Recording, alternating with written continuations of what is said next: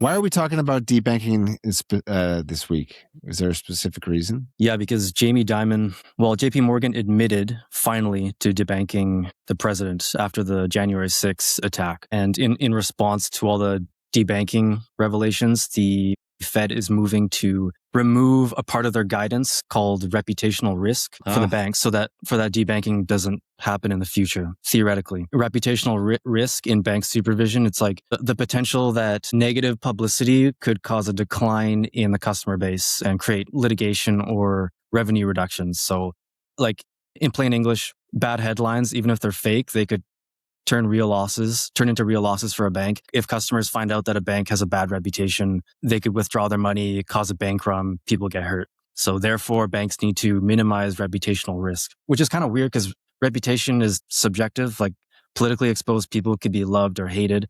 And I also don't really understand how reputation could lead to a bank run. Like, if you're a JP Morgan customer and you find out Donald Trump is also a JP Morgan customer, are you going to run to the bank and withdraw all your money? Like, if you find out Donald Trump shops at Whole Foods, are you going to stop shopping at Whole Foods? I think these regulators just make stuff up to make your life difficult sometimes. Yeah, or they make regulations so then they can do what they want to do, which is debank people and control them through different means. These other cases of debanking, is this all under that regulatory, what's it called, reputational risk statute that you have listed here? Reputational risk is an American regulation, but other countries have similar things, or they don't even need to cite anything. So, like, the most obvious one besides the Trumps was the crypto companies during Operation Choke Point. But there's also, like, the Canadian truckers that were protesting in Ottawa, Nigel Farage in the UK. But it's kind of one of those things where no one really cares about it until it happens to someone rich and powerful, because debanking has been going on for a long time. Like, even people who are just mildly influential, you've got like 50,000 followers on X and you say the wrong political opinion, those people have also been debanked for a long time. Or they get, their Stripe account shut down, or PayPal bans them, or they're banned from Visa and MasterCard, or Facebook Marketplace doesn't let them on anymore. And so I guess with what's happened to the Trumps, now it's kind of made it a national, global issue. It's reigniting like a conversation about whether banking is a privilege or it's a human right. Like, it's like a utility, like water or electricity, rather than the right to transact. And I guess the main question is, does cryptocurrency actually does it actually prevent you from being debanked?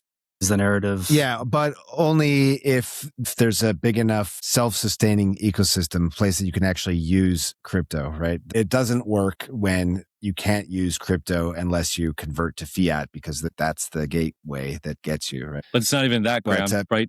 Besides it, no, but because it's permissionless, these things. Well, no, so that's Bitcoin. That's Bitcoin. But most people don't transact in Bitcoin. They transact in stable coins, which are but even stable coins are not really though. Only at large scale. At a small scale, stable coins are permissionless. Anybody can spin up right now. Yeah, right now. Exactly. So yes, you're right. They could flip the switch and KYC every person who interacts with a stable coin, I guess. I don't know, but there's so many. No, you don't have to do that. No. So all you'd have to do is you'd have to go to Amazon and all these, payment processors, basically anyone who's exchanging money for goods and services. And you say, you have to do some diligence with your customers, right? And so then there you go.